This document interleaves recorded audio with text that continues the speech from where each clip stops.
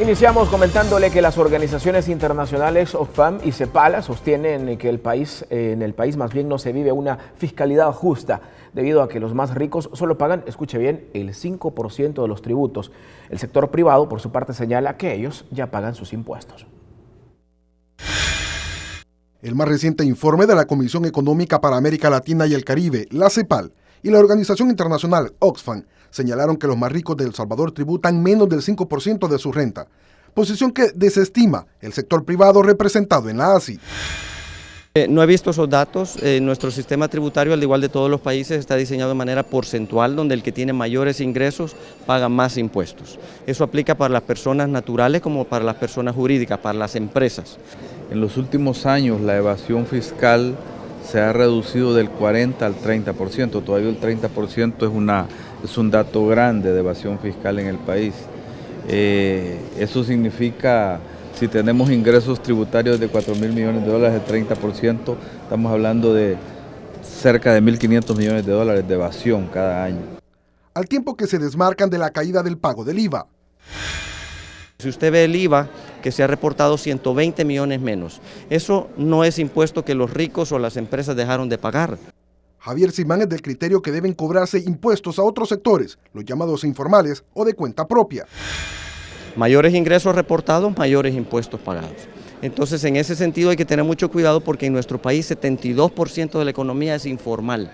No paga impuestos, no cotiza a AFPs, no tiene acceso a bancos y mucho peor, no sabemos si esos trabajadores ganan salario mínimo y mucho peor todavía, estos trabajadores no tienen atención médica del Seguro Social. Entonces, con un 72% de nuestra economía informal que no tributa, solo tienes que un 28% de la población tributa de alguna manera, ya sea en lo natural o a través de sus empresas. El Ministerio de Hacienda no percibe anualmente 490 millones de dólares debido a la elusión. De esta cantidad, 370 millones son responsabilidad de empresas exportadoras y 120 millones de otros sectores económicos. Y hay algunas empresas formales que, utilizando artificios legales, no pagan el Seguro Social y las AFP. Los empresarios tributamos en lo personal y a través de nuestras empresas.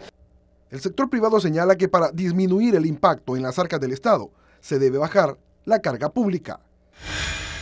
Creemos que en este momento hablar de pacto fiscal no tiene ningún sentido porque lo que se requiere es que el gobierno tome medidas drásticas en lo que es la reducción de la deuda pública. Sin pensiones, la deuda del país es relativamente pequeña y el crecimiento de la deuda en los últimos 4 años, podemos demostrarlo estadísticamente, si la deuda la vemos sin pensiones, se mantiene estática por el orden del 43% durante 4 años, o sea, no se mueve. Y nosotros amortizamos más a la banca internacional en el pago de la deuda que lo que recibimos. Y es la deuda previsional que se generó con la privatización de las pensiones durante la administración del expresidente Armando Calderón Sol, la que está generando mayor impacto en la deuda pública. Y precisamente por eso, para pagar la deuda previsional no se tuvo que haber dejado, al momento de la privatización de las pensiones, no se tuvo que haber dejado un financiamiento porque no quedó establecido por ley. Desconozco esa parte, pero ese es un compromiso del Estado, al igual que muchos otros compromisos financieros que tiene que estar incluido en el presupuesto de la Nación. ¿Se falló entonces en ese momento, si en dado caso no se presentó un autofinanciamiento? Tanto del Ministerio de Hacienda como de la Asamblea Legislativa. Para hacer que los tributantes paguen lo que por ley se establece y que evaden con artificios legales, la Secretaría Técnica y el Ministerio de Hacienda ya trabajan en un proyecto de ley.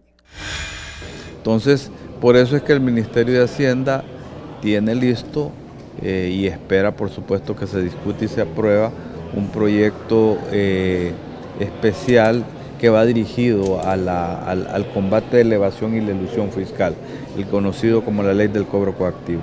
Solo en el impuesto sobre la renta hay estudios que señalan que se evaden 793 millones de dólares anualmente, que equivale al 50% de la recaudación de este impuesto a escala nacional.